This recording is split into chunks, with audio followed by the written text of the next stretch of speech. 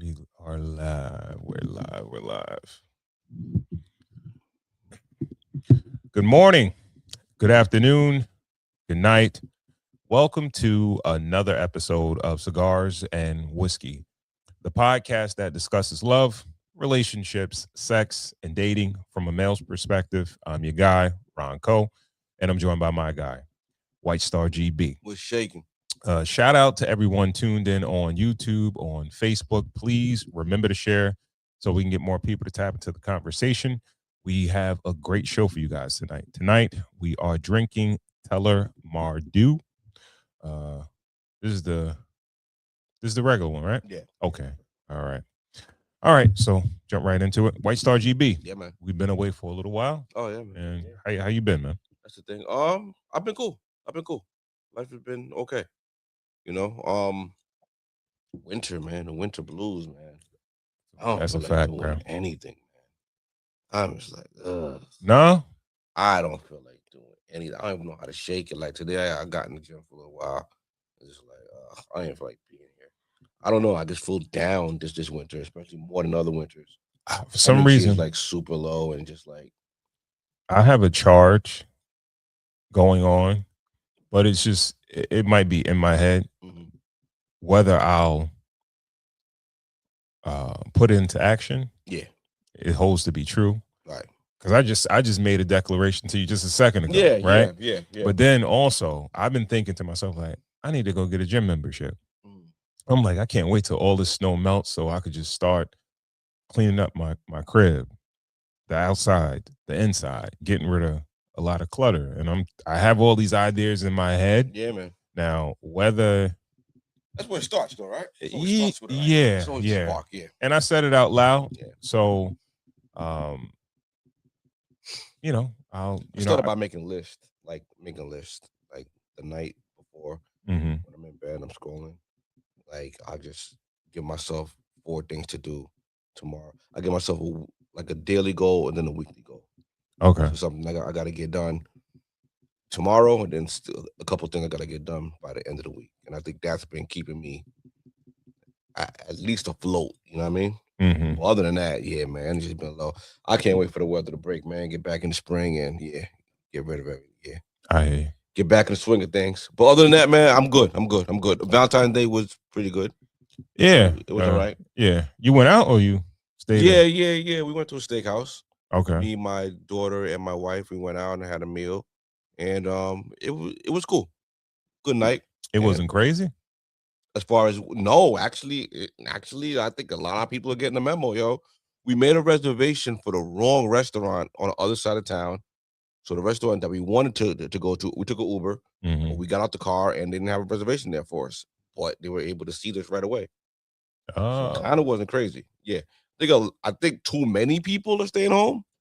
Yeah, because we definitely said to me and my wife said Valentine's Day is on a Saturday. Mm-hmm. It's gonna be crazy. Yeah. So let's just stay home. Let's cook and eat here. Right. Yeah. So that's what we did. Right. Okay. Yeah. All right. How about yourself, man? How was your 2 weeks? It was cool. It's been cool, man. Things. It's I guess you get to spend more time with the family. Get to spend more time with the wife. Yeah. But yeah, everything was cool. I had a thought though, right? My kids, both of them they came in with a couple of bad grades, right? And I had a thought to myself. I said, like, if let's say, for instance, your kid, let's say across the board, they get D's, right? And they're just bad at school. Yeah. Is that a reflection of you as a parent, how you are in your life? Are you like a D student in life? Nah, some people are dumb though. Huh? Some people are dumb. I hear you. Not everybody's gonna be an A student. It's not. Okay. People can't. So all right. Can you be dumb and live a A+ type of life. Crazy. Yeah, definitely. Especially today. I mean, I think if you assess it early, you know what I mean? Like I wasn't the best student, you know what I mean? So it took me like I went into college, my parents thinking I was gonna be a doctor. You know what I'm saying? Like niggas just like niggas never got it. Niggas was like, no, you're gonna be big doctor, big doctor. You know what I mean? Like it was like, yo, fam, like, yo, I was in summer school like every year, like C's and D's, B's. You know what I mean? Like, you know, I never got A's or E's, but they didn't put that. They really didn't put that crazy work in with me neither. So I kind of channeled that into my parenthood, and I kind of work with my kids more to raise their grades up. But I think if you assess early that your child is not a good student, I think you try to get them more hands-on with things. You know what I mean? You start maybe aviation mechanic or something that they could work with their hands more. Carpentry. Yeah. Take them to Home Depot, have like classes and stuff like that. You start seeing other interests that they might like to take on. You know, not everybody's going to be a brain surgeon. You know, no, absolutely, or a lawyer. So you know, all right. So not even going towards the future, but the way they are in school, right? So I'm like, I'm thinking to myself, like, all right, well, if my kid waits to the last minute to do something, and then sometimes I wait to the last minute to do something, right? Well, that's a reflection on it. If your kid waits to the last minute to do something, that's a reflection of you, because you should know your kid's schedule. You should be training your kid on time management. You know what I mean? Yeah. So that is definitely a reflection on the parent. You know what I mean? I would think when my kid's grade slips, the order is I work with her at home first. So I'll take a couple of screenshots of Chat GPT, whatever, and I'll Chat GPT, make quizzes, make certain things. If that doesn't help, the next level is extra help in school. Yeah. And then it hasn't gotten to this point where the next level after that would be tutoring outside of school. Yeah. So, you know, there is a progression on how to get your grades up. I don't punish for bad grades. I would punish for not putting yourself in a position to be prepared. Now, if you hid that you have a test on Friday, that's an infraction on you. You didn't even let me help you. You know what I mean? But if you know you have a test on Friday, we're gonna skim over the chapter maybe on Monday. Wednesday, we're gonna do a soft, you know what I mean, review. Thursday, we're gonna do a quiz and we're gonna see what you know and what you don't know. We're gonna lock in. You know what I mean? Gotcha. So yeah, it's all about scheduling and Yeah. But I think parents do make good students. Parents can make good students. Yeah, I guess they're also they're probably people that have A+ students, but their life is not A+, like the way they do things themselves. Yeah. So we got a comment. Who is that? That is, damn, I cannot see. Peace, Jen. Smoking in the garage, but gotta shut it down for the night. Keep up the convos coming. Keep the convos coming. Okay. All right. Peace. That's Groove Talk. That's Groove Talk. My class on. Damn. Peace, though. Yeah, we got usually bad eyes. My eyes are usually that good that I can see. You got the Eagles. And I can't even see it. Yeah. Peace, though, man. Peace to you. Peace to you. Yeah, man. Yeah. Yeah, man. But yeah. That's how All right. Yeah. So let's jump right into it, man. Go. All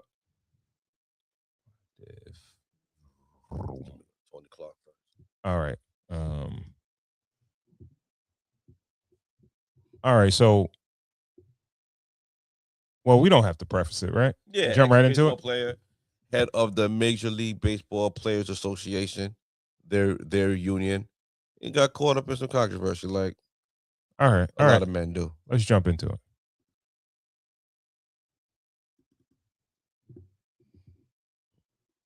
Drama involving Tony Clark, the executive director of the Players Union in Major League Baseball. Why is he resigning? Well, there's two things. Tony Clark had an inappropriate relationship with his sister-in-law, who was hired by the MLBPA in 2023. He's also currently caught up in a federal investigation, an investigation opened by the Eastern District of New York, which says that Tony Clark and the MLBPA last year used licensing money or equity to enrich themselves. And it could not be at a worse time. This current collective bargaining agreement is officially up and done December 1st, meaning if it goes further than that, we could be heading for a work stoppage, a strike, all of those things. So the head of the Major League Baseball Players Union having to resign is a massive deal. Really, really bad all around. Anyway, the MLBPA, the head of the MLBPA, is resigning in a year in which the CBA is up and there will be lots of negotiating happening. Wild. We have some... So, one major question I have for you on this. You have a wife and you have a brother. And he cheated on with his sister-in-law. Which one is it worse to be? Is it worse to be your wife's sister, or is it worse to be your brother's wife?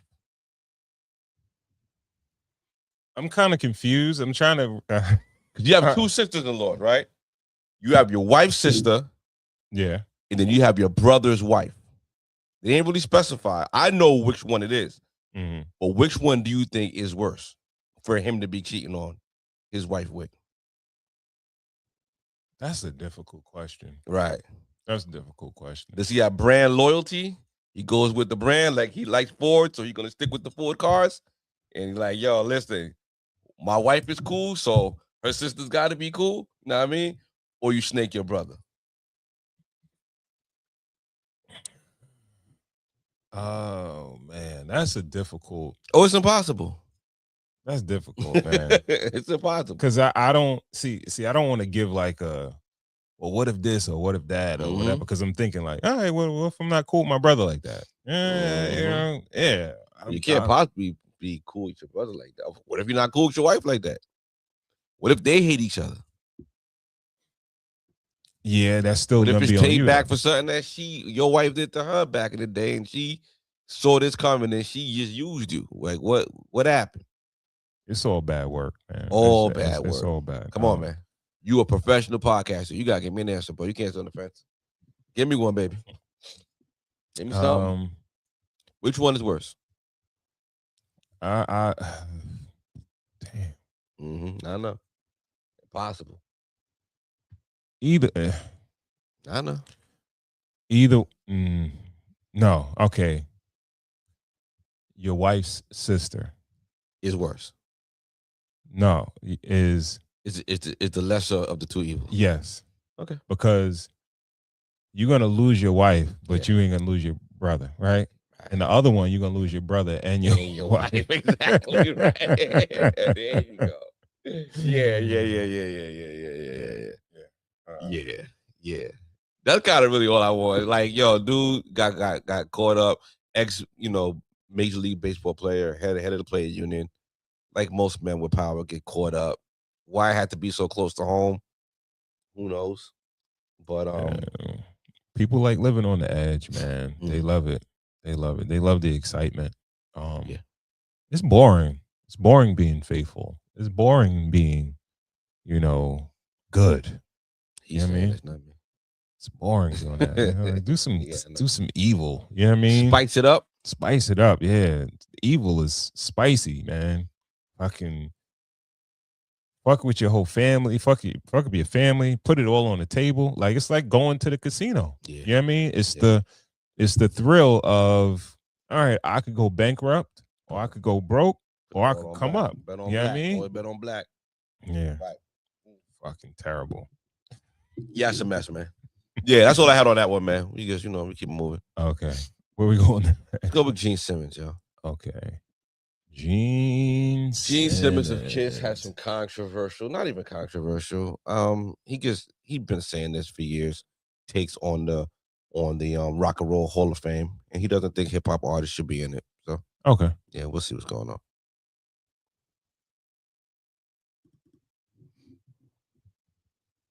Iron Maiden is not in the Rock and Roll Hall of Fame when they can sell out stadiums, and Grandmaster Flash is. Ice Cube and I had a back and forth, and he's a bright guy, and I respect what he's done.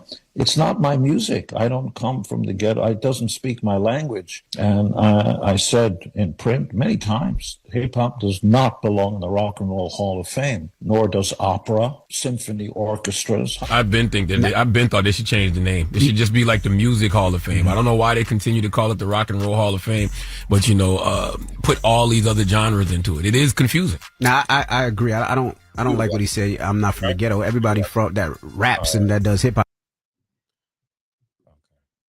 Kind of want to hear your thoughts on it. I'm cool with what he said. Yeah, I'm cool with what he said. Yeah. I ain't gonna lie to you. Even if he said, keep opera, keep this, I don't want rap, I'll be fine with that too. Mm-hmm. I've always felt like us as black folks, we have this ideology of if it's white, it's right. And we're always looking for that validation. We're looking to be affirmed by them. You know what I mean? And if it's black, it's not good enough. It's the Chitlin circuit, or it's substandard of whatever the white counterpart is. And I love it when white people say, leave our shit to us. We don't want y'all. Yeah. Right? Because someone being honest. It forces it's honesty, and you can't dance around what he said. He said it how he said it. He even say it in a mean way. But I'm saying I would be okay with somebody saying it in a mean way, like, we don't want y'all. So that will force us as folks, black folks, to do our own thing. You know what I mean? And then it's like, all right, well, you don't have a choice. They don't want y'all. So you'll start your own Hall of Fame, do a hip hop Hall of Fame or whatever, or R&B Hall of Fame or whatever.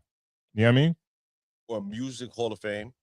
Someone, if white people really cared that much, maybe to get through a music Hall of Fame, and everybody just, all the greats of the music gets into the Hall of Fame. But in sports, there's the Major League Baseball Hall of Fame. There is the NFL Hall of Fame. There is the Basketball Hall of Fame. They're all broken up into this, not Sports Hall of Fame. There's no Michael Jordan is not going into the NFL, into the Football Hall of Fame. Mm-hmm. They have it completely set, and he's not looking to go in or anything like that. It's just keep it separate. It's not rock and roll, but it's they shit, and like you said, people just love going over there. I mean, they've built an institution that stood the test of time, and people like just going over there. It's the same thing with the Grammys. You know what I mean? People had the Source Awards, you had the Vibe Awards, you had Soul Train Awards, we got Audio Awards. All those just went up. BET Awards, everything just went under, and we right back at the Grammys. Boycott the Grammys when you don't win, whatever. Have a problem with it. You win, you right there, front of circle, front and center, drinking champagne and celebrating. It's just no backbone, no spine. It's just no one's thinking for themselves. No one's trying to do their own thing. And they coming out and they telling you that they don't want you, man. Yeah. I don't know. Yeah. Like it's kind of embarrassing. Yeah. If they say something sideways, you got a problem with it. But then if they acknowledge you, it's the best thing on the planet. Yeah.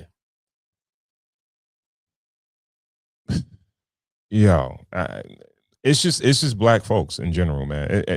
Us as a race, we need that validation. We need it from them. It doesn't matter if, like, all right, well, these are your executives, these are the people, your label owners and things like that. So they believe in you enough to invest money and time into you, whatever. But it's like, I need to be rewarded, get my pat on the back from them to say, yo, you did a good job. Yeah. And I mean, they should have shinier. They should have been around longer. It's got the name. But if they really wanted to invite people from other genres, they would change the name. The fact that they have not changed the name, it just means that, you know, they ain't really thinking about you, and you just token, or you popping, and you're you're actually being used. It's like there's no one to induct. You know what I mean? Mm-hmm. On their side, they have to induct hip hop people. That's how they're keeping it going. You know what I'm saying? But listen, they'll be in there. Who's the recent inductees? Outkast, right? Oh, they did get in, yeah. Right, yeah. And it was a big thing. I think we spoke about it here. I think we had the same sentiment. It was like, cool, but okay, what that mean? Like, and they went there, they performed together, everything like that. They can't perform together for anything else, but Whitey Core, they performing. Mm-hmm. You know what I'm saying? Mm-hmm. But it is what it is. It's I guess this is gonna be a controversial take, but well, can I ask you this? Is there anything that Black people built that we hold in high regard that doesn't have a white alternative or something like that?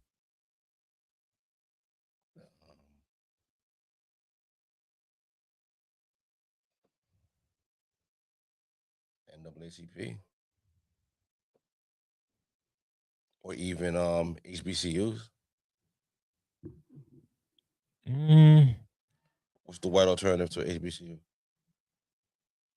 I wouldn't say there's like compared to how many white colleges there are, like it's. But we have predominantly white colleges. Well, yeah, but it's not just called that.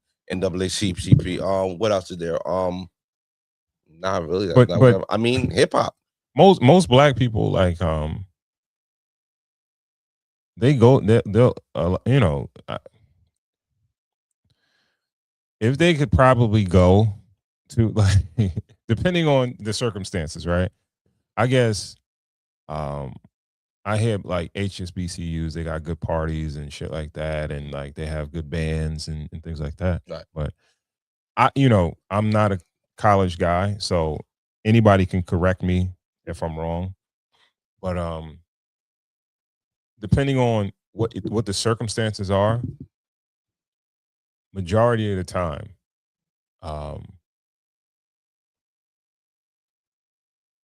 most people, even probably a lot of Black people, they probably would rather go to a regular white private university than go to. No, I think they'd rather go to an Ivy League school, but I think if it's not an Ivy League school, I think most Black people want to go to HBCC. I think I bet the difference on that one. Yeah, why haven't Blacks created like a? Is there a Black Ivy League school? I'll look it up.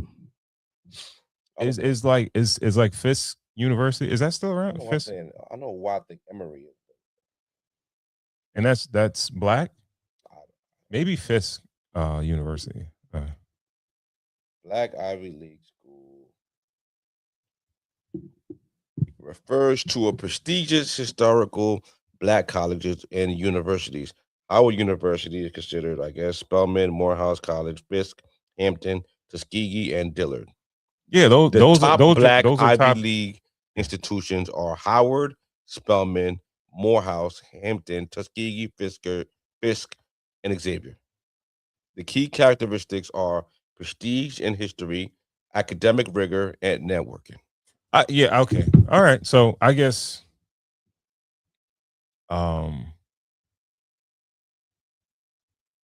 yeah.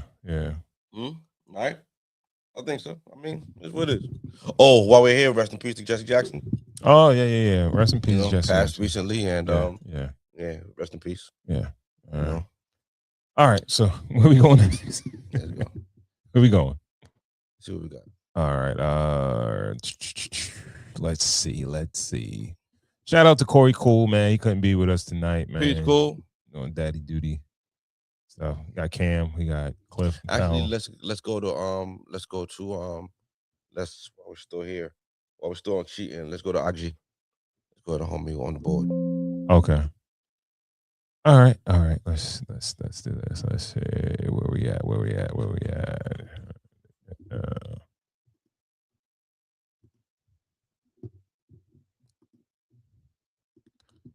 All right. Today we have 5 things that count as cheating. Get your notebooks out because we got a lot to cover. Number 5, answering DMs at all. Some guy enters your girl's DMs and she just even likes the message. or a haha, thanks. Cheating. Why are you answering at all? You're opening the door for no reason. Okay? Answering DMs. Number 4, accepting drinks from other men. I got money. You need money for drinks. Ask me. By accepting a drink, you're opening the door for that guy to a conversation. Whether you act on it or not, doesn't matter. You open the door. So accepting other drinks. Don't fucking do it. Number 3, hanging out with any man one-on-one, excluding fathers, brothers, cousins, or uncles. Shouldn't be hanging out with any fucking guy one-on-one. I don't care if he's your fucking guy friend. He's like a brother. You've known him for fucking 87 years. No. You want to do that, go be with him then. Number 2, posting thirst traps. Pretty self-explanatory. Shouldn't be doing if you got a boyfriend. And number 1, any interaction with an ex. If your ex reach out to you, don't answer. See your ex in public. Hey, bye. Don't acknowledge nothing. There's no reason. It's an ex. You got a boyfriend. What are you interacting with an ex for? You got a fucking bunch of weirdos out here that are like, oh, well, me and my ex were friends. We're still civil. It wasn't a bad breakup. No. Say it. You ain't fooling me. And you ain't fooling any of my guys that are watching here today. Thanks for coming to my TED Talk today. And I'll see you at the same time again tomorrow.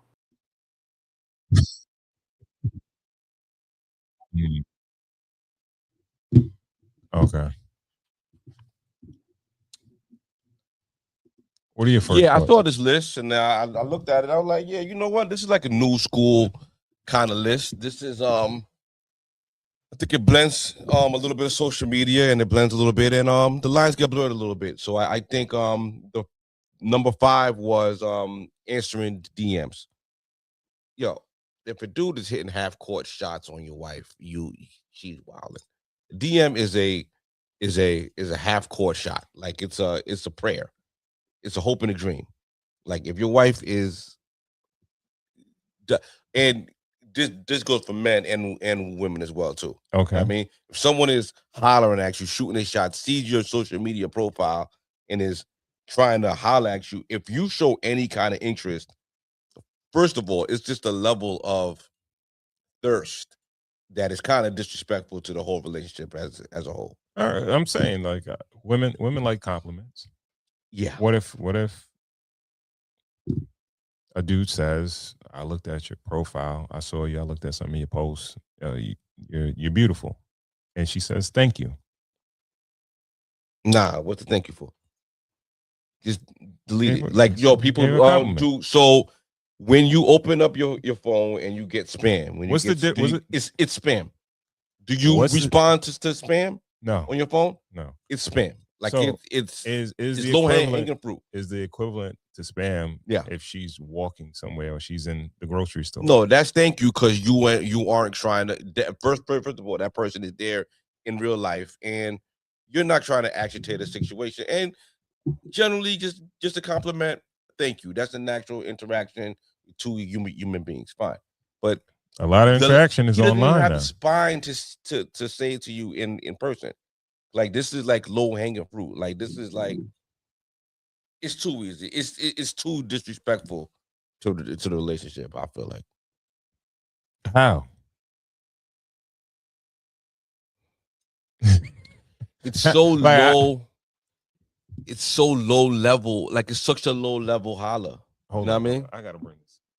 Sorry.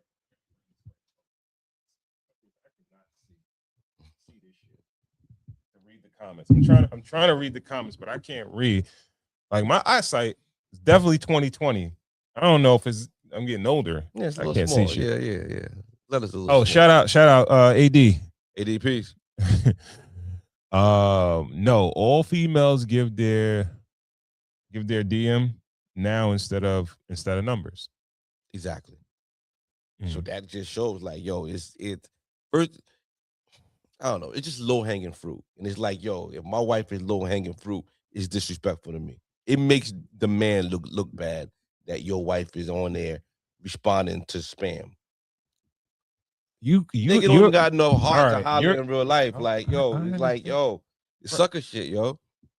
And it just makes her look desperate, and it makes her look desperate on the street for you. Look crazy, yo. You can't throw away the whole shit. Like either you're gonna say, all right, that's par for the course, or you throw away the whole shit.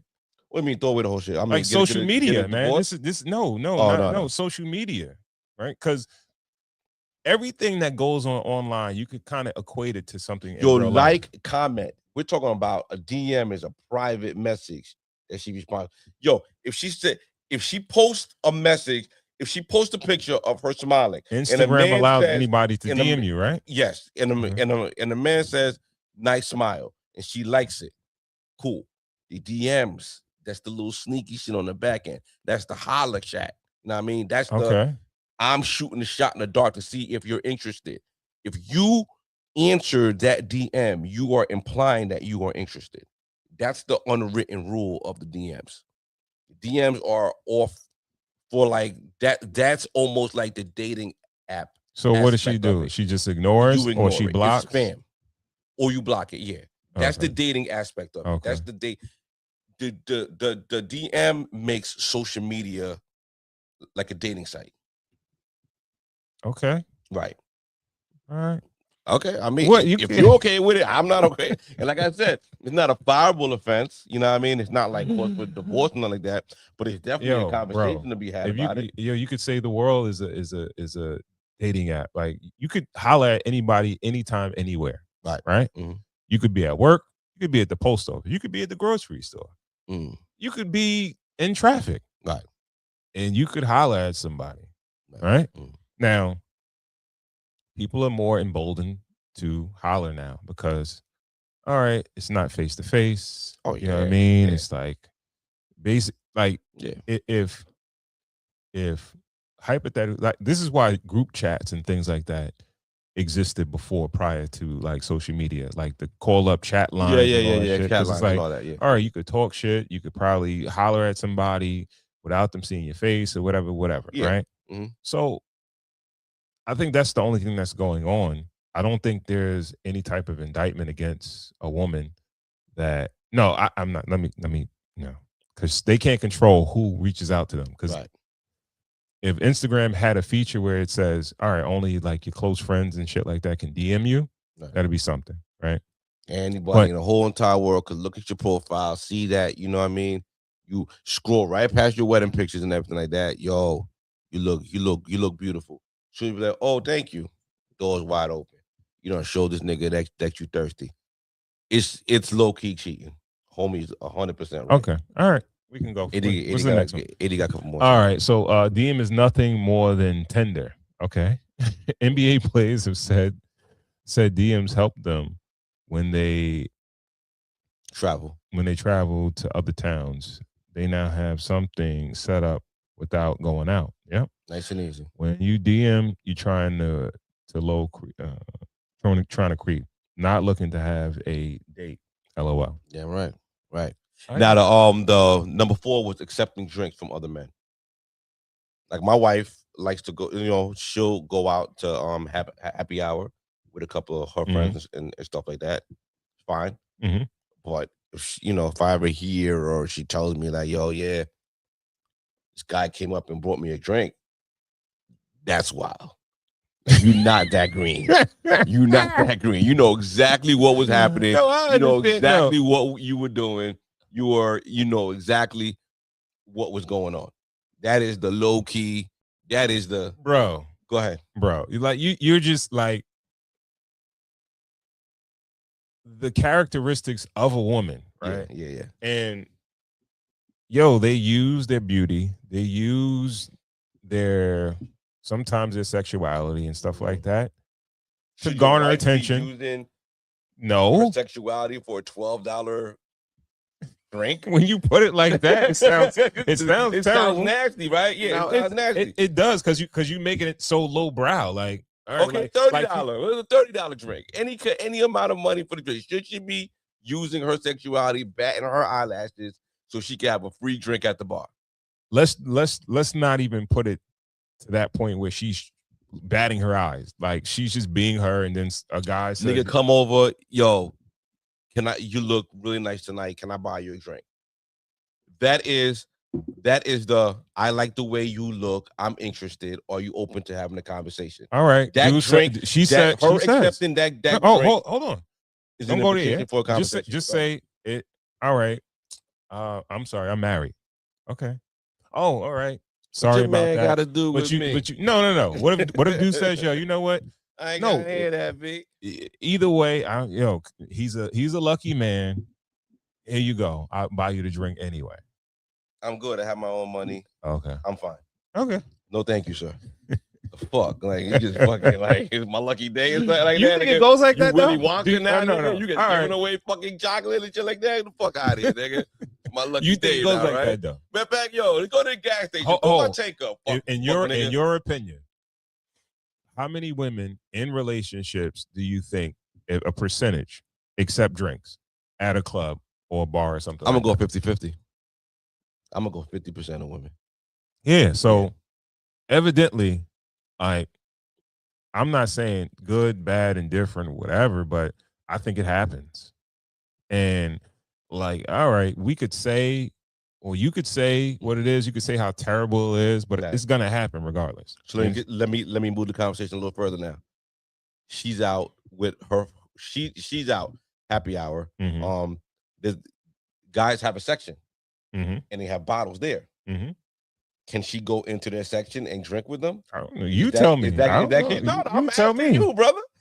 All brother, right. man. we said this like, all right, now if I don't know, what if they're trying to, like, she's with a single homegirl and the homegirl is like, they trying to holler at the homegirl. It's like, yo, bring your girls in with you. Yeah.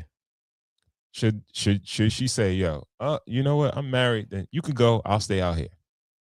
That's what you expect her to do? Okay. Yeah, that's a little harder question than I thought. Okay, so now it raises it's a conundrum because you can't leave your friend hanging. So either your friend should be a good friend and rescind the offer because she knows how it's going to make you look. If your friend really wants to go, if you do go into that section with your friend, you should really be rethinking about going out with that friend again. So she can't hang out with single women anymore. I mean, if that's what it's going to be, once you're in that situation and you know after that you telling your wife, yeah, I don't think you should be with her and in those situations anymore. Okay. Huh? Am I off? No, I'm not saying you off, like, on whatever. I'm just saying, like, yo, this is what happened tonight. I had to go in these dudes section because I'm with this friend. She was thirsty. She had to go. She felt like she had to be thirsty. Yo, because she's putting her married friend who really got a real thing, really like a real situation, in a predicament. See, so that's you thirst. Acting like women are not women, bro. Mm-hmm. And when I say women are not women, most women have a naivety. Is that the word? Naivete, right? They have that to them. A smidgen of ditziness when they no, not even ditzy. No, that's what I'm saying. People play dumb. They play dumb. I didn't think it was a problem. I know, but I did. Yeah, I know. And if the shoe was on the other foot, if Big Daddy Greg was around, giving around fucking drink coupons at the bar, I would look crazy.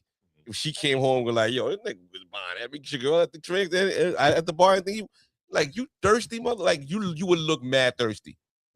Okay. At the bar offering girls drinks. Yeah, but women. You real neutral tonight. All right. I'm saying, I'm opening up my mind, man. I'm opening up my mind. Yeah. All right. What was number 3? I'm not sure. Run it back. All right, hold on. Let's run it back. What's number 3? Number 3.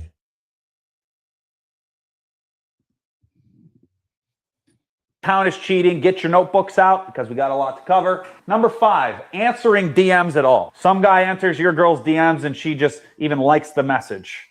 Or a, haha, thanks. Cheating. Why are you answering at all? You're opening the door for no reason, okay? Answering DMs. Number 4, accepting drinks from other men. I got money. You need money for drinks. Ask me. By accepting a drink, you're... Okay. One-on-one with other men. Oh, yeah. That's... I think that kind of... Other than family members. I think you said brother, father, cousin, uncle. Yeah, I don't agree with the whole, like, work friends, work husbands, work friends, whatever. As long as it gets one-on-one. I mean, her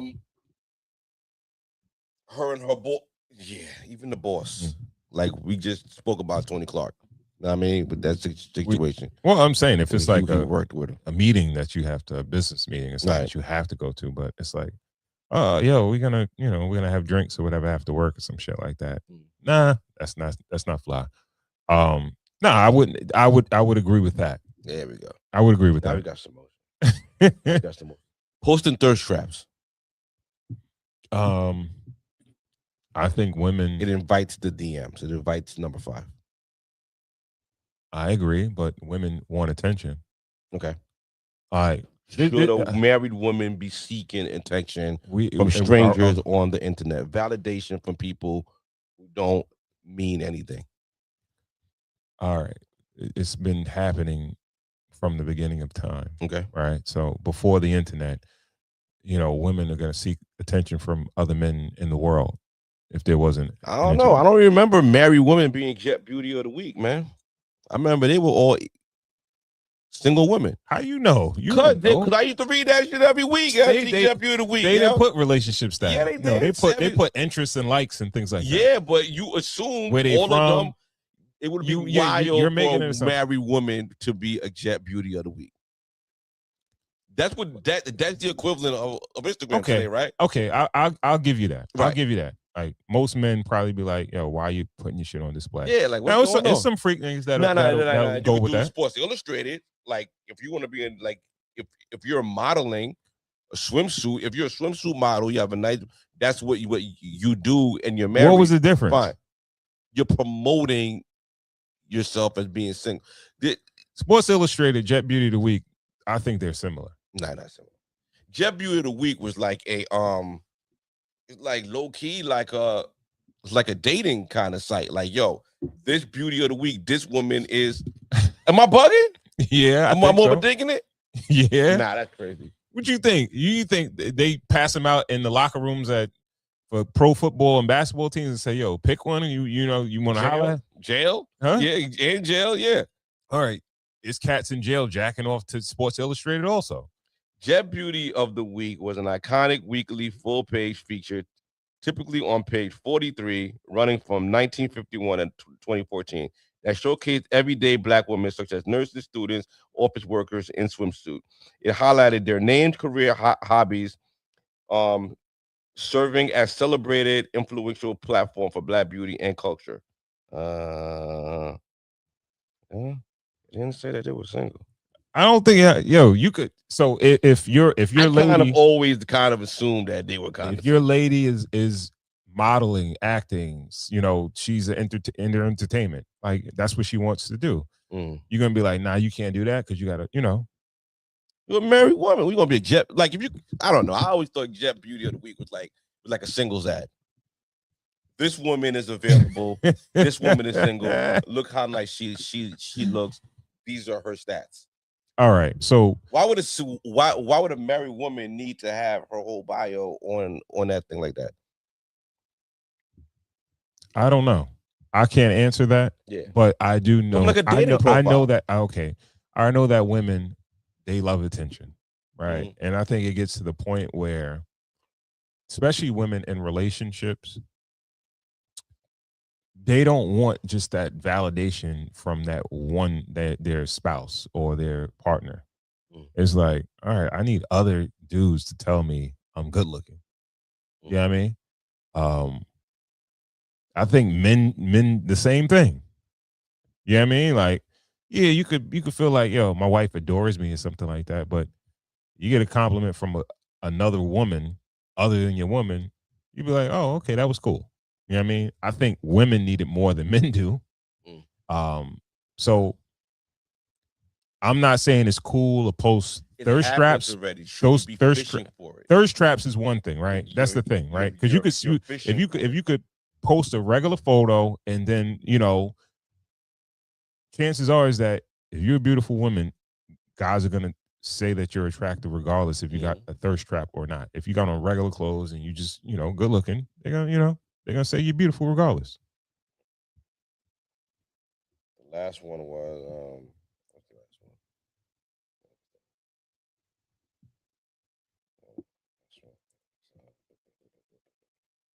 Any interaction with an ex. Oh yeah, for sure. For sure. Goes without saying, right? For sure. Went that whole thing back. No. Like, who's is there somebody in real life, or was it a video with somebody said they were doing business with their ex, and it was. I think it was a video. And they were talking about it was above board or whatever. Like, there's no point. Like, yo, that's bad business. All good money ain't all bad. All money is not good money. Now Ron got a post. There you go. You are. No, I'm saying looking up now, boy. No, not necessarily. It's just like certain things are like, you could. There's areas of gray. Certain things for me are black and white, and certain things are like. You want 5 for 5 on this list? Good list. God you approve. Yeah. All right. What's 80 talking about? 80 said, niggas are thirsty no matter what, whether she's a model or a scientist. That's a fact. That's a fact. Waitress. But the only difference is that models get more attention than scientists, right? Yeah. But the biology and the psychology of a woman is like, even the scientist needs attention too. Mm-hmm. You know what I mean? Yeah. So they'll have those moments where they want to dress a certain way or present themselves a certain way, so they do get some attention.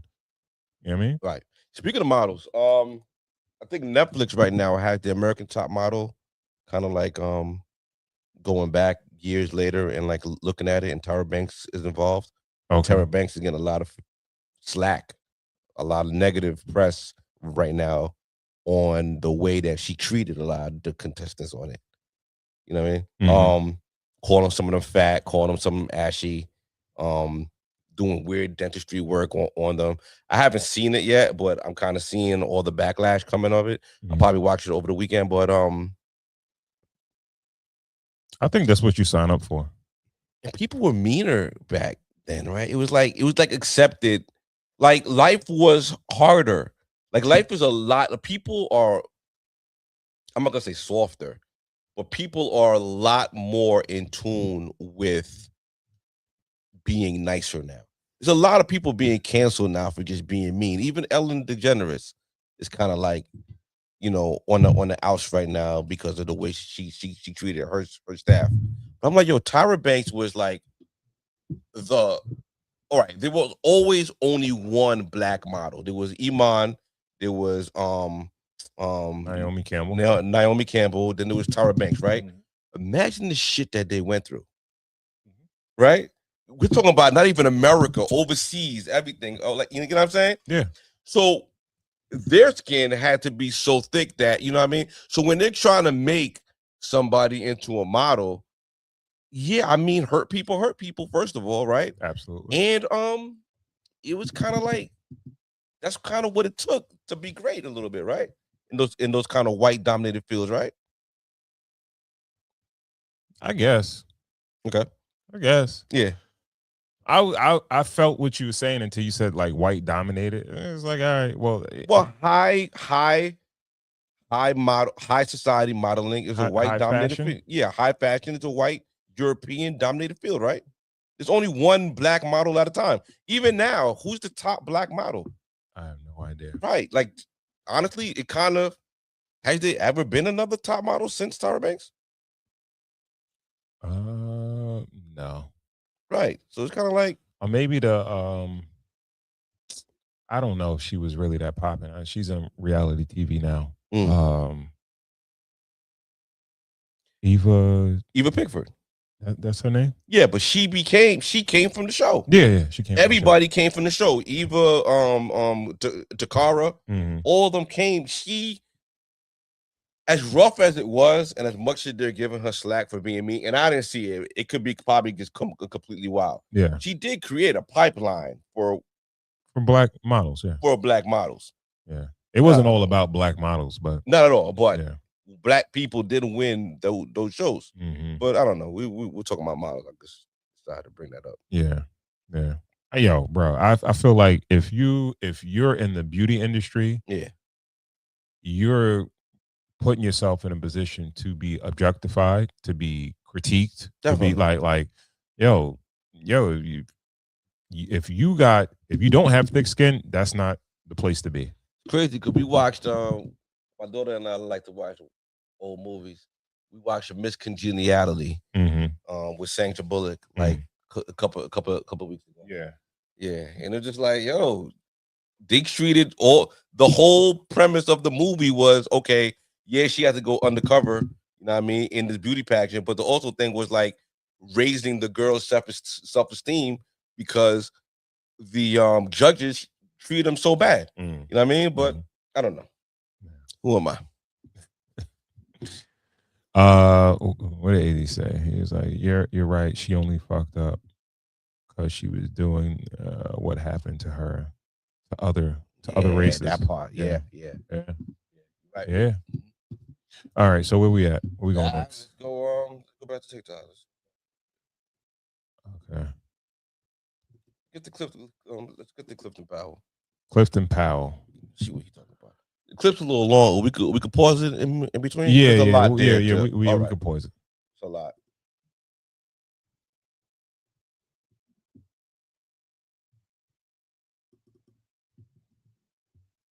Another era than any of you Negroes is talking about. And I'm not saying I'm right, but most of this was laid on our parents.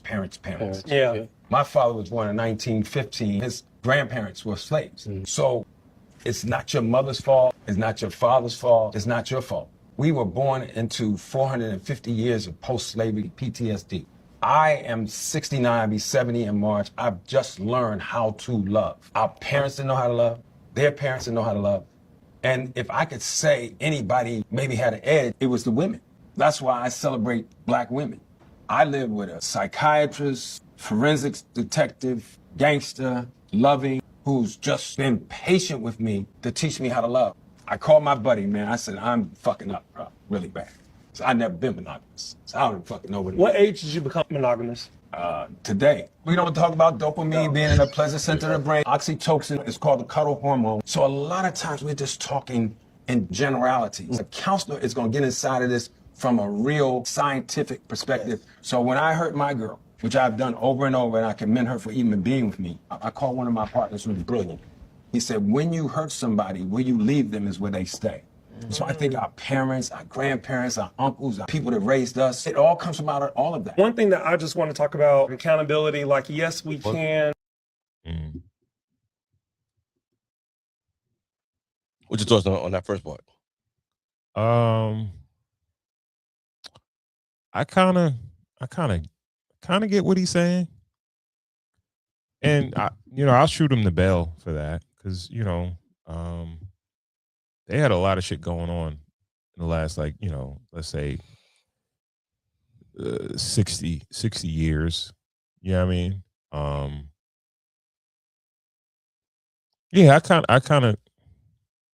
I would shoot him a little bell. Wow, what do you think? What are your first thoughts? I think it's the lack of accountability.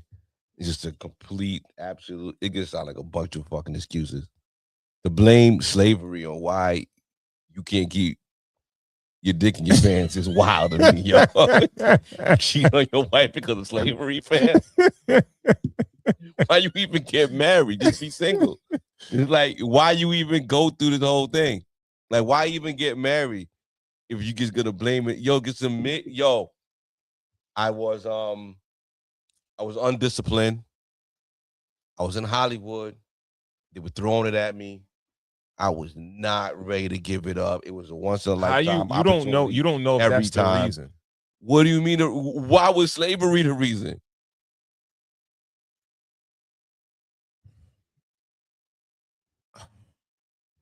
All right. So let's rewind back. Let's say 60, 65 years. What would it be? It would be 60 would be 65. It would be just 40. Yeah. Okay. Let's say around 60 in the 60s. All right. And think about his pops being 20 something, 30 something years old. Right. And he's rewinded back to the 30s. You know what I mean? And the 60s, you know, I think it was a time of like black people were sort of like felt free, or they felt like more revolutionary in a sense. Like, and it was like more of a free, like you was either a militant or like some hippie shit or whatever, depending on what kind of black person you were, right? Or you might have been, if you was a hippie, you might have been into drugs, or you could be a drug addict at the time. You know what I mean? Like, you gotta, when there's chaos in the race as a whole, you can't like, usually what would be the bedrock of it would be the household, or the union, the relationship between the man and the woman. But if there's chaos in the world and things are happening, like, you can't really, that's going to have a fracture on that too, right? So especially coming out of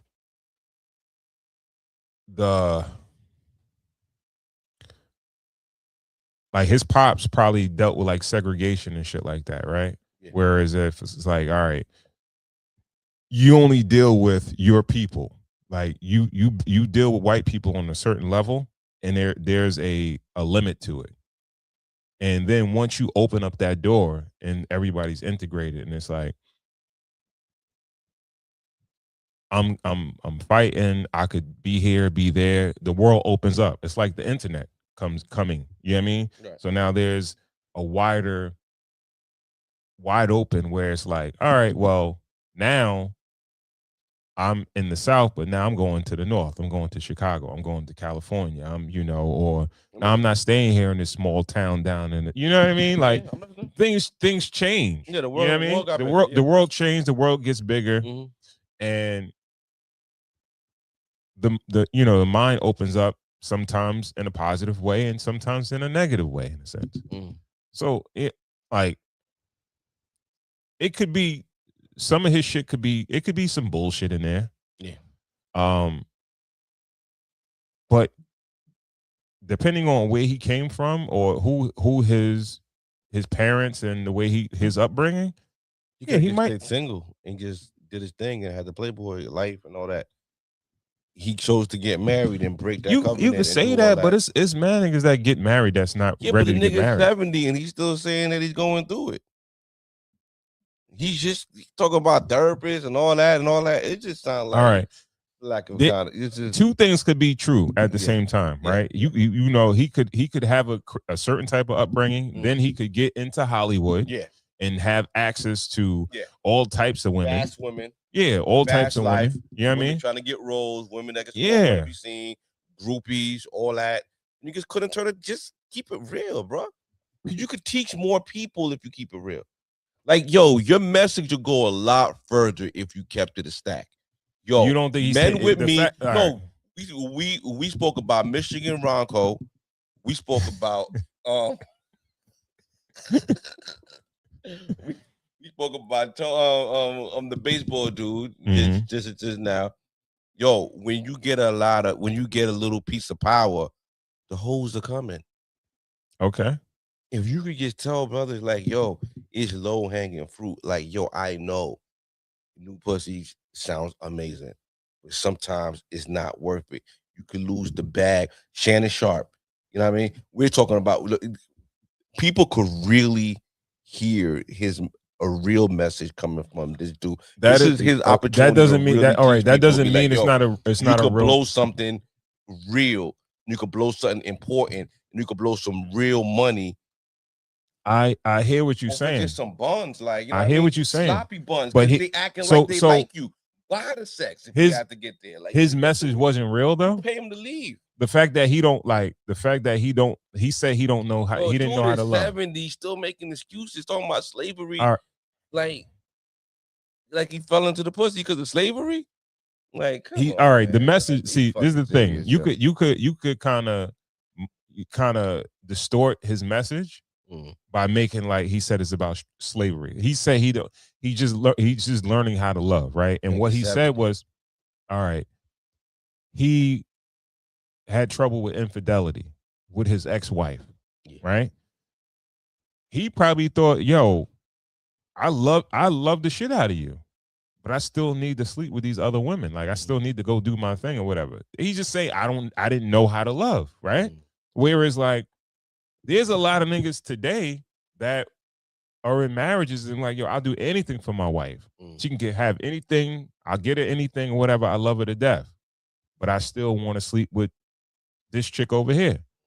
But you can't tell them that they don't love their wife. But if you ask their wife and their wife found out like, yo, he's been sleeping with a bunch of women on the side. You think she'd be like, yeah, but he really, really loves me. Most women be like, you don't love me because if you love me, you wouldn't hurt me like that. Right. You wouldn't do that to me, right? And basically, he's saying like, I did not know how to love. Like, from his slavery, interpretation, bro. he like, know slavery. You know, like let's finish the clip. Okay.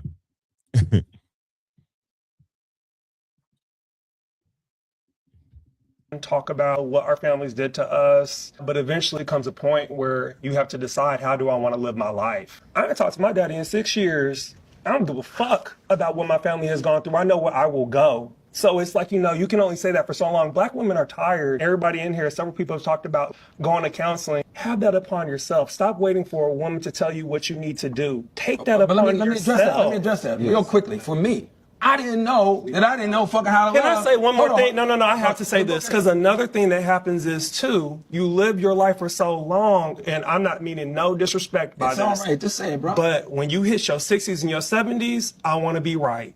Okay, but I want to live my life right. I want someone to take care of me and protect me, and that's what a lot of women have issues with. I'm living it right the fuck now. As I said, I said 60s and 70s. Let me say this. Don't overtalk me. I'm gonna fucking overtalk you because you're talking out of line. But you're not gonna disrespect me. You don't know what the fuck you talking about. Oh, I am. I do. Love it. I do. You don't know what the fuck you talking about. Oh, I do. You can't. I do. I do. You don't know it, nigga. I do. I'm good. You don't know what the fuck you're talking about. Fuck out of here. You can't tell me what the fuck I'm living, nigga. You cannot fix no shit that you don't even know is happening. Let's get to the truth of this shit. You can't fix no shit unless you meet somebody on another level to help you elevate to understand. I'm not indicting anybody. I'm telling you what the shit is. You can't fix some shit that you don't know about, bro. And then you get there at 69 or 70 and say, I thought I was being loving all this time. I hope I don't sound like the other dude. I hope I don't sound like the other dude, but he was kind of right, yo. I'm with the younger dude. I think the younger dude. What? Right. Like, all right. So from your interpretation, what you think he was trying to say? Who, the younger dude? The younger dude, yeah. Like, you just full of shit. Like, you just full of it. Like, you just making excuses for your past actions. Like, that's really what I took from it. And then now in your 60s and 70s, now you want to be enlightened.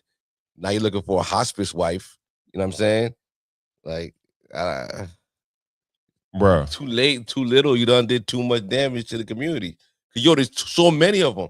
He's one of them dudes with money that did that. You know how many people left their whole family? You know how many broken homes just because of dude just didn't want to like. Bro, yo, you know how many? First of all, there's a lot of old dudes that's like they're unapologetic. I'm like, yo, I don't give a fuck. Right. I did what I did. And I did it. Yeah. Yo, if you want to, leave a whole generation of people without grandparents, without parents, without anybody. Whatever you absentee. A lot of black men are missing from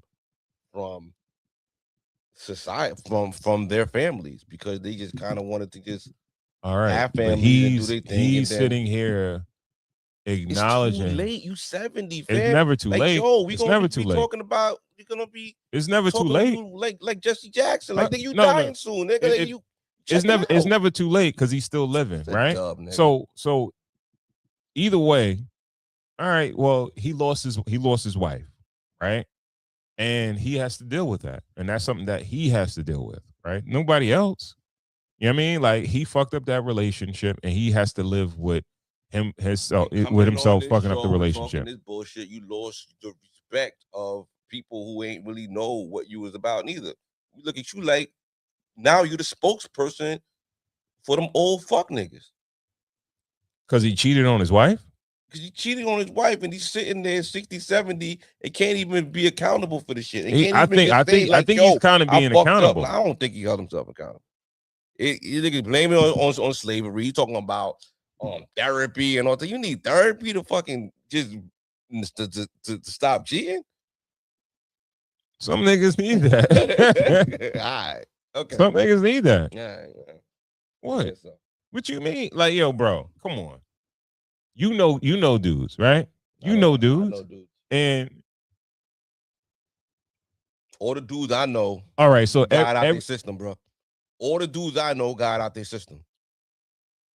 All the dudes I know before they got married. Their system. They ain't before 70. They got married. They ain't 70. Huh? They ain't 70. It don't matter what age they are. They might not be rich in Hollywood. Mm-hmm. Right? Right. So did they do it before they was married? Most of them did.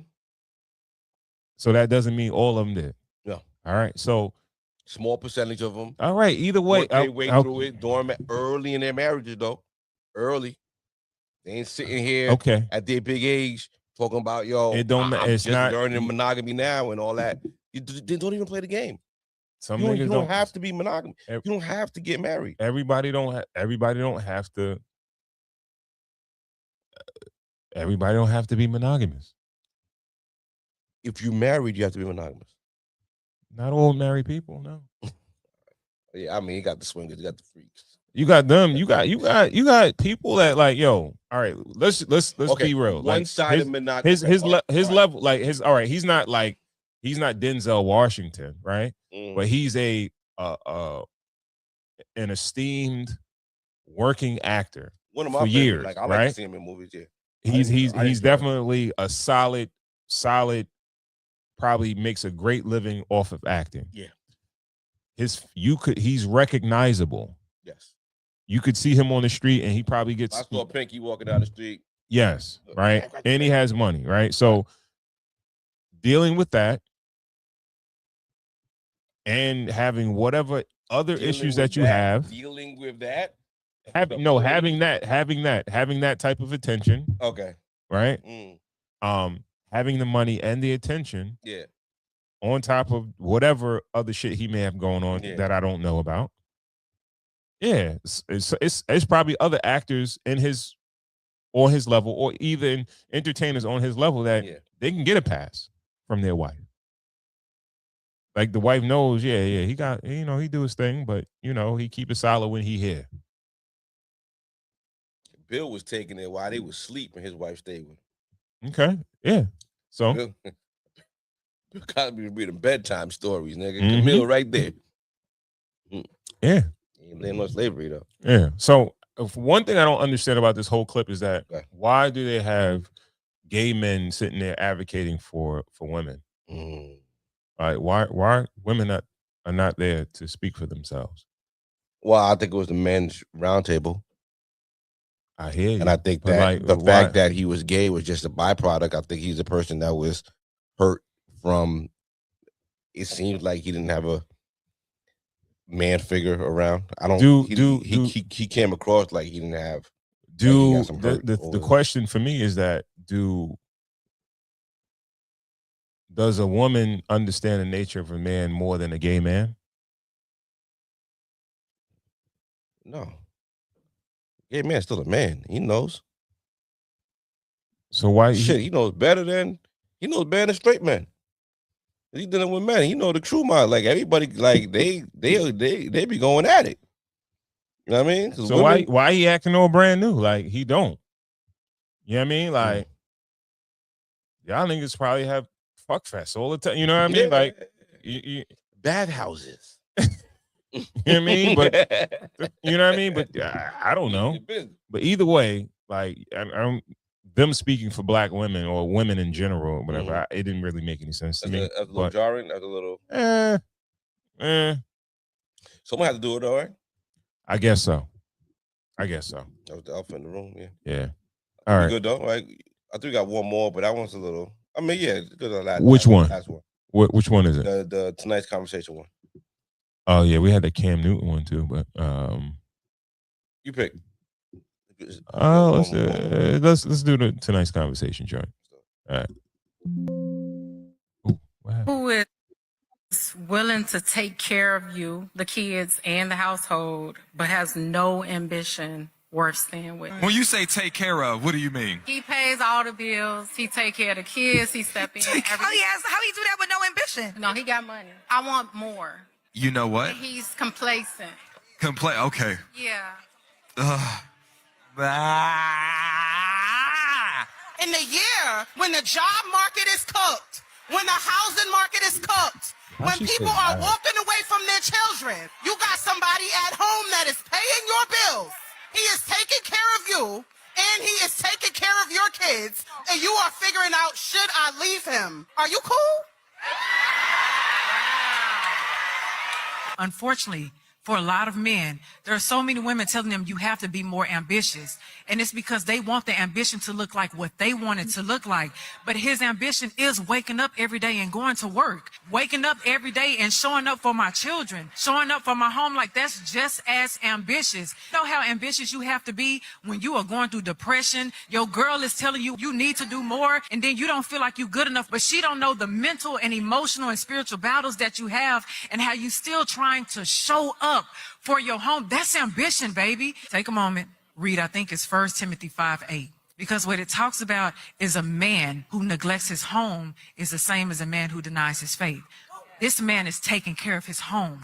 There is faith and grace in that. He is being provisional. He's still leading. So we have to acknowledge that, because if not, you're going to lose that. Like that's a gem, baby. I make my own money. I make more than him. Ooh. Right? And you said he pays all the bills? Yeah. And you make more money? Yeah. You mentioned that you make more money than him, and I want you to know that was not done by mistake.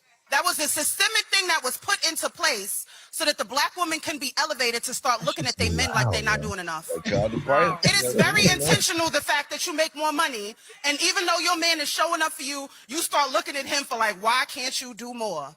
The fact that this man is covering the bills, even though he knows you make more, let me tell you what he's doing.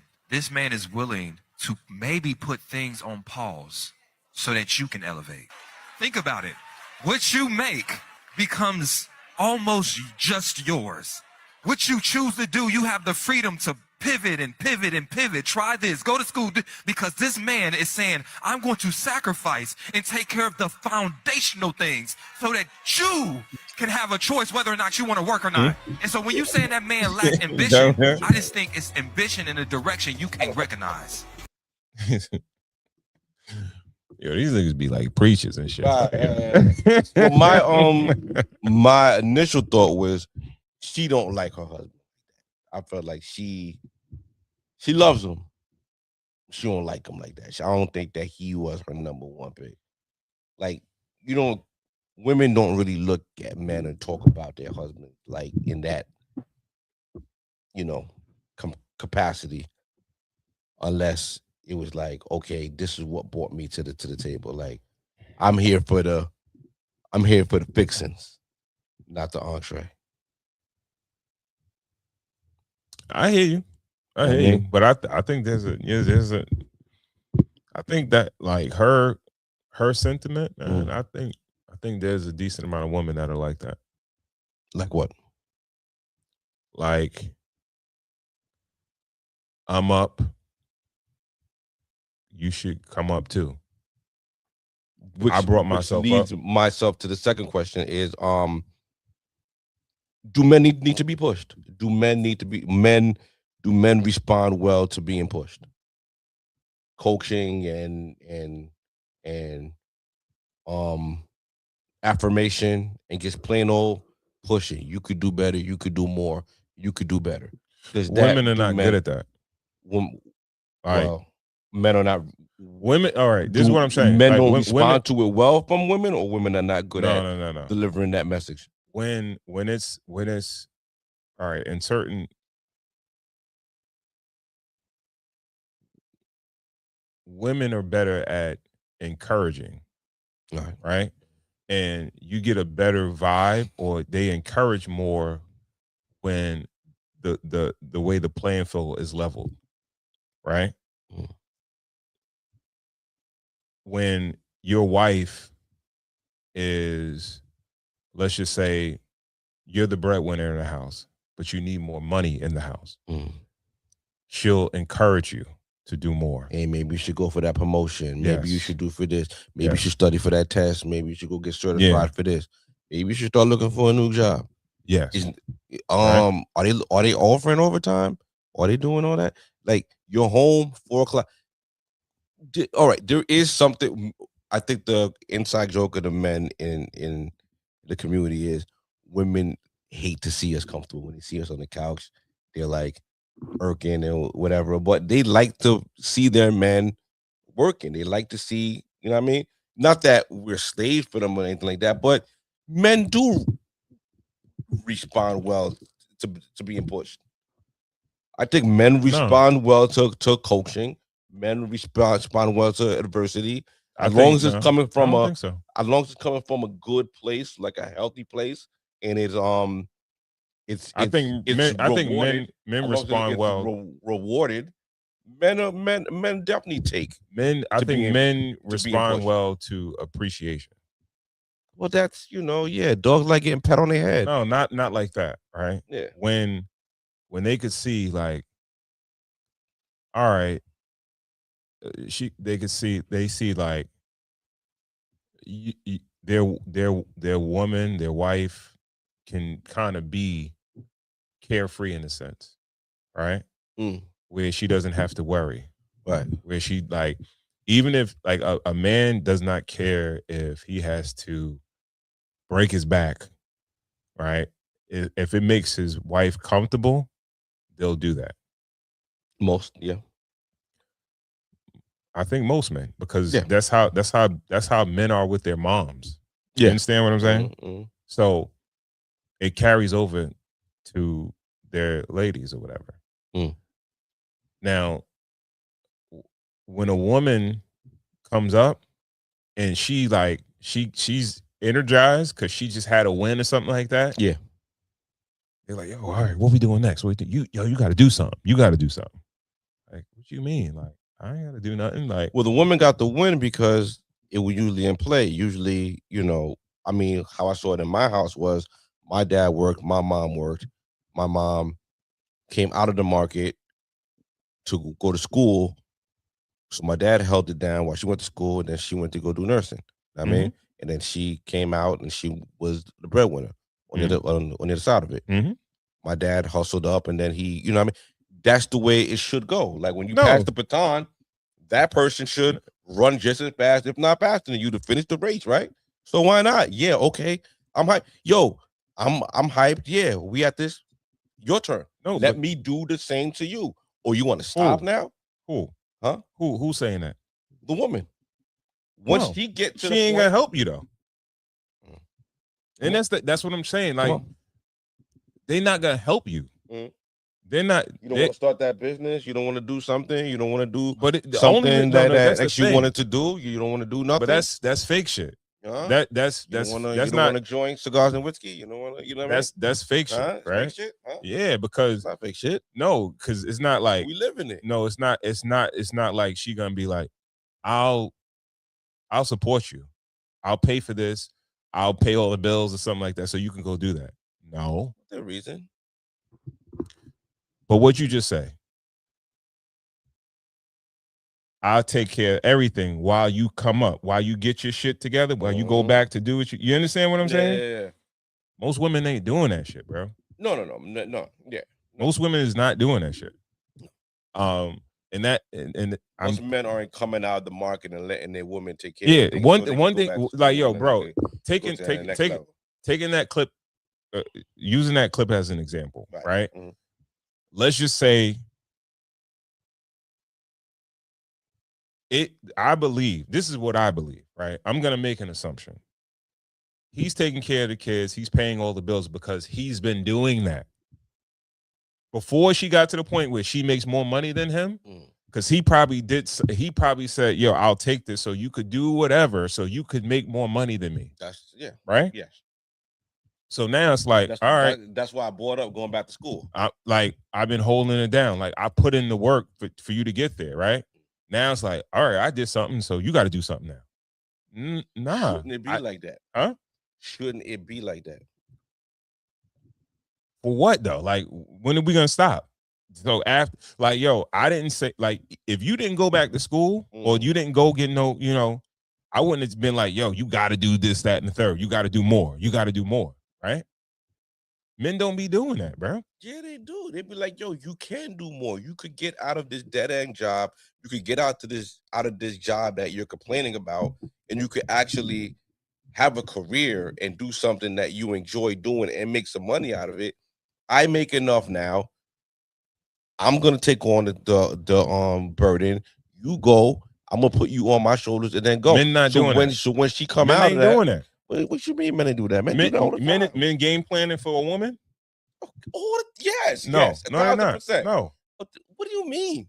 So what I'm saying, game planning, right? Let's say your wife is complaining, right? And she like, yo, I can't stand this, that, and the third, or whatever. Niggas ain't like, all right, well, you know what? You don't like this job? What you're gonna do is I'm gonna set you up for this school so you can get certified in this. No, I'm not gonna set you up. I'm gonna take more overtime at the job. Exactly. So That's what I'm saying. This is what I'm trying to say. This is why I said game planning, right? So that's what I'm talking about. Like, men are not doing that. They're gonna be like, what do you want to do? All right, I'll do what I can do to make that happen for you. Well, like, you're micromanage the situation that you get to pick the career that you want to go to. But ultimately, like, yo, like, okay, you want to be a certified teacher. Okay, you want to you don't want to do summer school this summer. You're gonna go back to school this summer. You can be certified. I'll hold down the summer. Or you want to change careers altogether. I'll hold it down for like a year or two while you could go ahead and do your thing. It happens all the time in households. So when they come out of that, why is it like, okay, babe, yo, because I wasn't complaining. You wanted to start. Okay. I wasn't complaining. Okay. Right? All right. I was good at my job. I was good with my job. Right? Yeah. And you was good with me being good at my job. Yeah. And when you wasn't doing shit, or you wasn't making enough money or whatever, or you was making the money that you was making, you making less than I was making. Right.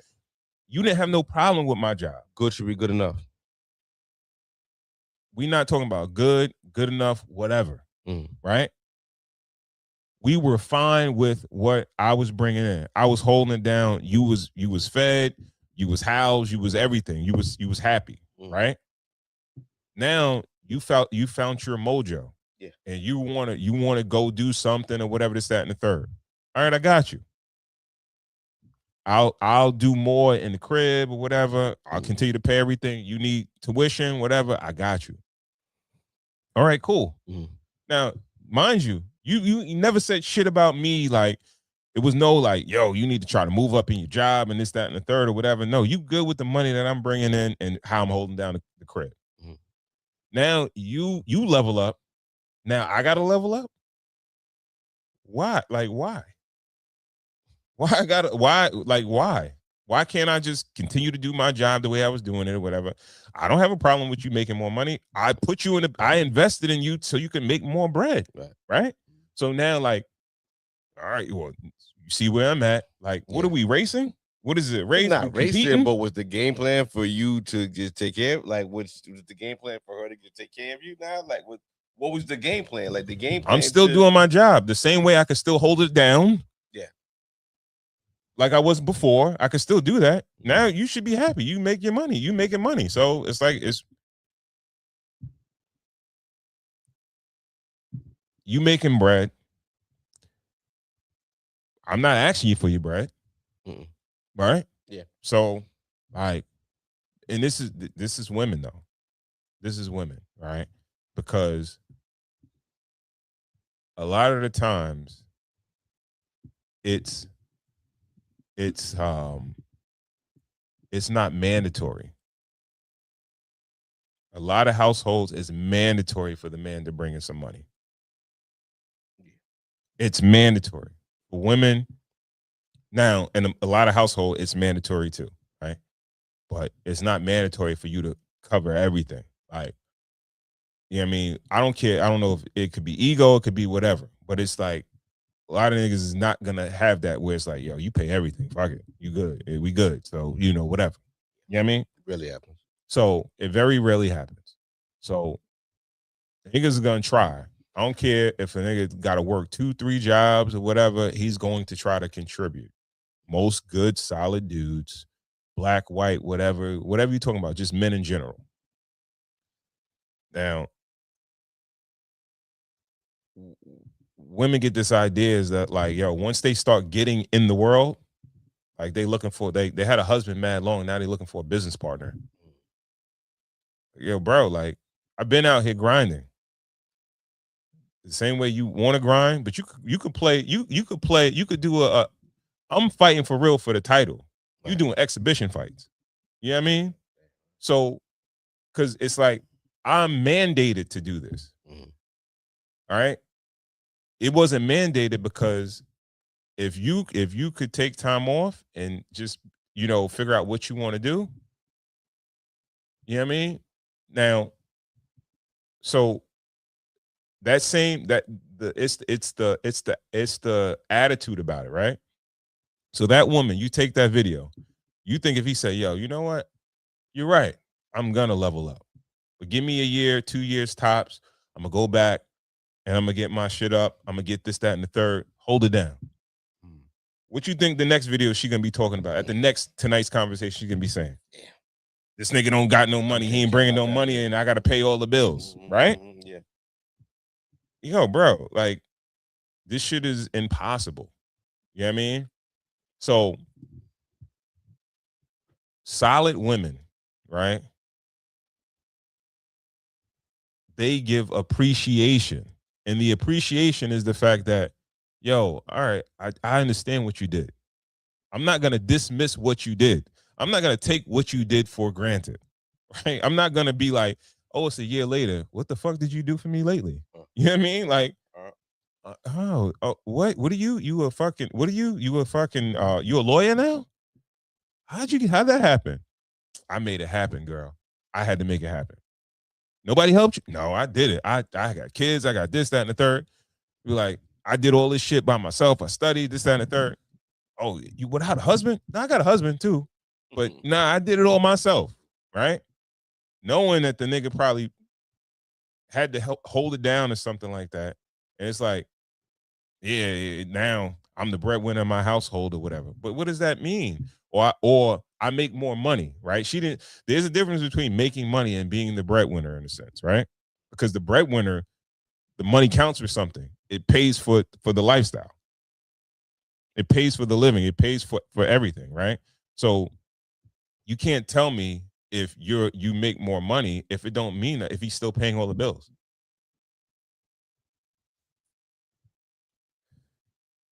See, that's why it's difficult. Like, yo, you like this is some of the arguments where we have debates about men and women, and it's like, yo, I might be taking sides because it's like, I'm not even asking for fair for men, but it's not fair. Like, most men are mandated to provide for their families, and men don't complain about it. They do it. They try to do as much as they can. If they can do more, they can. And there are women making money, but so you got some women like this that, again, it's like, you telling me I'm broke as shit. Yeah, I got $1 million in the bank. All right, you gonna give me some money? No, I'm not gonna give you no money. Oh, but I got it. Like, what the fuck is that? What you telling me for? It don't mean nothing to me. It's just you telling me a statement. But this is why it's like more being like, it's symbolic. Because it's another black woman that's probably educated, and this, they make the list of, like, they make up the numbers of, they make a certain amount of money, they're educated, whatever, but what does it do, right? Because she's complaining that She got a man. She has a husband, right? And with a lack of ambition. Lack of ambition. Lack of ambition. I'm sorry, I took up a lot of time. Nah, that boy talking, man. I'm But let you cook, man. Like what? Like, give me, if you had to assume, what is that lack of ambition? Because you was about to take her side anyway. So I want to hear what you're gonna say. And I was gonna take a side. I was just like, yo, listen, it's natural to just push your partner. Like you push people to go to that next level. Everybody got their own. Well, okay. My other question was, watching that clip was, is it wrong to have expectations of people? Maybe she expected a certain thing from her life. Maybe she thought her life was going to be a certain way with this man. Maybe she thought that, okay, it's going to be my turn, your turn, my turn, your turn to level up. And this is how we level up together. No. Okay. I don't. Yo, bro, look at it. Just look at it, right? Yeah. She said he's always been doing that. Yeah, and he continues to do holding it down. Right? Yeah. So, yo, bro, a lot of times. Well, all right. One thing, if you're a corporation, if you're looking at anything, right, and the line is just across, mm-hmm. Is that good or bad? It depends on what stage that you're in. Yeah. Are we in a growth phase? Or are we are in like a blue chip phase, right? A blue chip phase, this is fine. Okay. Because we've already acquired what we needed to acquire. Nice. We have our home. We have savings. Right. We have investments or whatever. We just gotta. So in the blue chip phase, it's okay to cruise. It's really no growth. It's like, but everything keeps coming in, right? Yeah. You're still adding up. It's not you're adding way more, right? You got what you want. You got what you want. The things that you want. You have your necessities covered, and you have the majority of your wants, right? Gotcha. And it's not like, even if you do something, it's not going to dip that line. If you do something if you gain something, it's not going to move the line up. It's going to, it's right in there. Yes. Right? Now,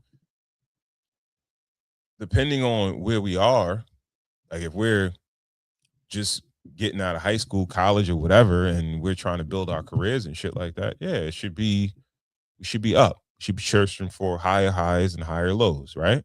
That's what we should be looking for. But once we get to a certain point, it's all about maintenance, right?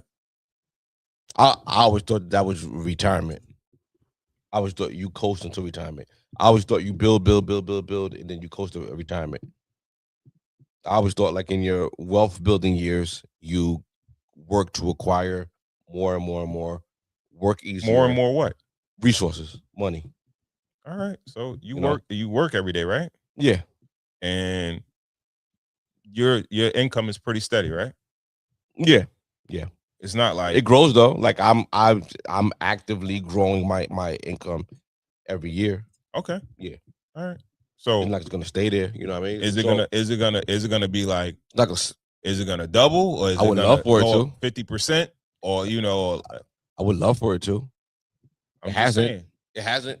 And this is the problem. This is one of the problems with people, right? No. People they live their life in the future.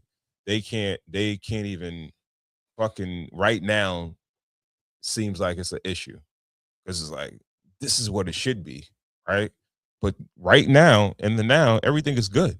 Yeah, we rocking. Right. So why are we even talking about that? Right? Why because everything is good right now. And if it remains to be good in the now, in the future is going to be fine too. Right. But got to plan for the future though, Ron. I know you try to drop a point home, but no. You got to plan for the future. Like everybody plans for the future. Everybody looks ahead. You know what I mean? You learn from the mistake of the past and you set up for the future. Like that's the way of life. Like you enjoy the present. After you already did it, enjoy the present. You know what I mean?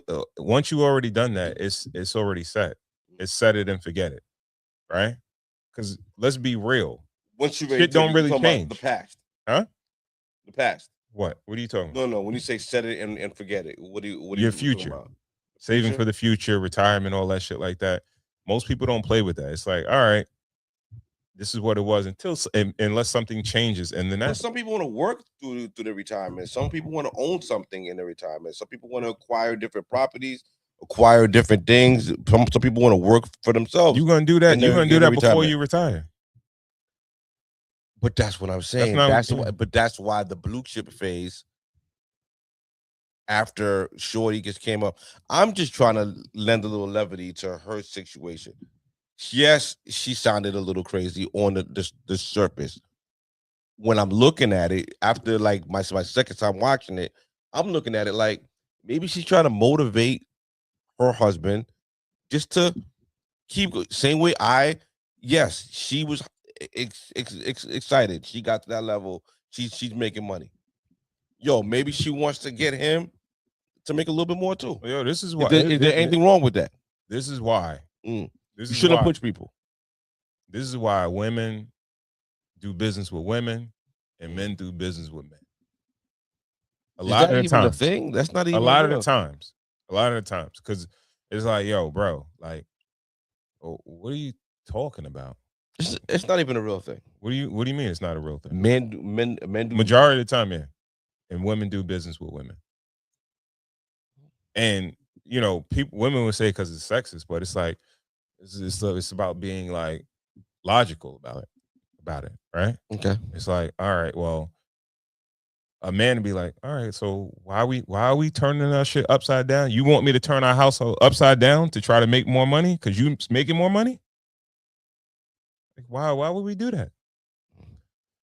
Well, I feel like I'm making so much money now, so you should make more money too. So I'm gonna push you.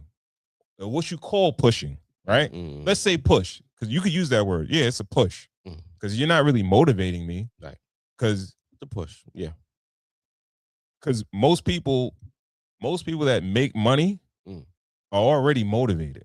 That's how they got to the point of making money. Okay. Right? Right. So like it be niggas that be new to the game that's like all of a sudden, because you got some money now, it's fly to be like, yo, let's be on this shit or whatever. To match you on the question, are motivated people turned off by unmotivated people? Do they look at unmotivated people as inferior? I don't know. I can't say. Now you don't want to answer. What? You know it's the truth. You know motivated people look down on. I know you. Okay. Know. All right. Do you consider me a money motivated person? Maybe I'm not. You're not. I mean, you are, but you're trying not to be. Trying to be. Maybe I'm in a different phase in life. Yeah, you like money Jesus. No, because I ain't gonna lie to you. At the time that I was really ripping and running and trying to move and shake and move and shit like that. Right. I admired people that would say, yo, fuck that shit. I'm not doing that. I don't feel like doing it. Because I was doing a bunch of shit that I don't really want to do. Yeah. And I'm like, yo, I would rather be doing something else, but I would do it because I'm like, yo, it's money tied to it. Right. Right. So I had admiration for people that'd be like, yeah. So when you get in your so when you get in your car with your $1,000 suit on, your $1,500 shoes on, you know what I mean? Pulling up, you know what I mean? Stopping at the store to get a sandwich. You're looking up to the people that's sitting there in the morning and don't got nothing, no aspiration for the day, while you're going out to do brokerage. You telling me that was your reality? That's what you gonna say and tell me? You were looking up to those dudes? Maybe not at that point. Okay. Not back then. I'm gonna try to get a base. Not back then. I'm gonna try to get a little understanding. Not back then. But again, I think bring us home on this one. I just feel like women are on some get like me shit. Okay. They want some get like me shit. Because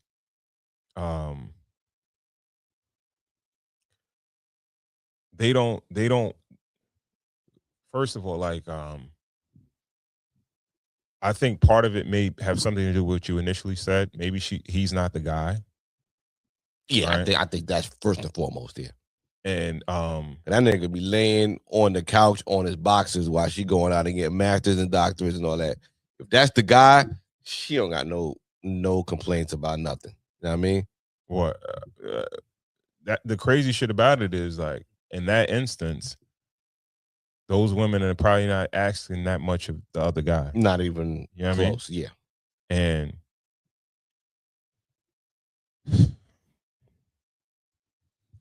yeah, I lost my train of thought. Okay. Yeah. All right, man. We did the Lord's work today. Yeah.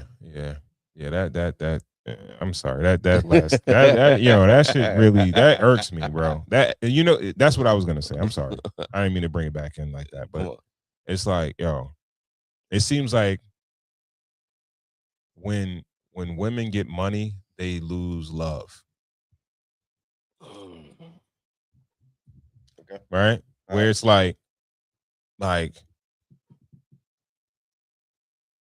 when they get money, it seems like the value of love like oozes out of them. Like, it's like, what's this for? Like, I'm good. Like, and I don't know if that ties to the fact that they feel like they have to be with a man because they need that security. And it's like, fuck these niggas. I got my own money. You know what I mean? And I think that's the vibe sometimes. Whereas a man, men a lot of times want to share money. You got niggas that's rich that will trick off on a chick just for her to be in his presence. Like, they be so and infatuated with women that the money is just a tool just to get next to them, right? And women use the money as a tool to get away from niggas. You know what I mean? It's weird as fuck. And it's like now, they'll trade in their their husband for a business partner. Now, if I can just look at that with another lens, what you just said, you could also say women use money to liberate themselves from men, and men use their money to control women. If I was gonna play devil's advocate.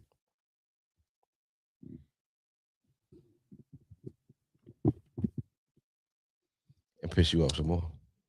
I wouldn't agree. I really wouldn't agree. You can see how one would say that. No, I definitely. I think people have said that. I think they will say that. Yeah. No. Yeah. Okay. Yeah. But I just it'll wanted be to introduce that. You know who would say that? It'd be the ones that go for niggas with money, right? And then they get controlled by the money, but you came for the money. Yeah. And a lot of the times, again, when their money comes in, they lose the love. So they start, like, instead of like the perfect mesh is like a woman that knows how to even act like she loves a nigga that has money. Because he feels like, once a nigga falls in love with you and he feels like you love him and you appreciate him, he'll give you whatever. Right. You know what I mean? They're like, yo, it's niggas that got money that are selfish to other niggas. They'll be selfish to their mother. Yeah. But if they love a chick, they tricking hard. In the world. You understand what I'm saying? They can get whatever the fuck they want. The moon. His sister, his brother, his homie, they get nothing. Yeah. He'll trick everything on that woman, leave everything to that woman, whatever. You know what I mean? Yeah.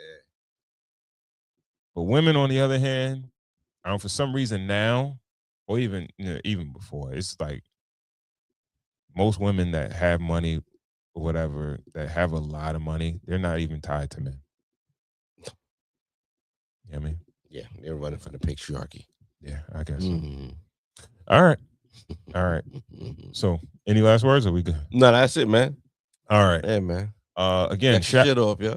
Shout out to everyone tuned in on YouTube, on Facebook. Again, please share so we can get this conversation out to more people or whatever, so we can get more people to tap into the conversation.